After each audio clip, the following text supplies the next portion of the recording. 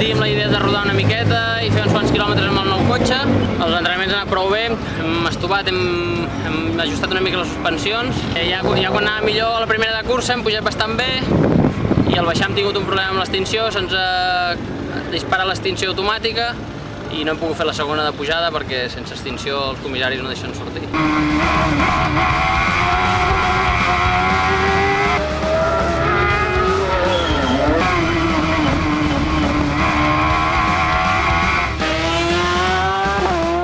Esperem que per la propera, com a molt 2 curses més, ja el tinguem una mica més per mà i puguem començar a donar guerra de veritat.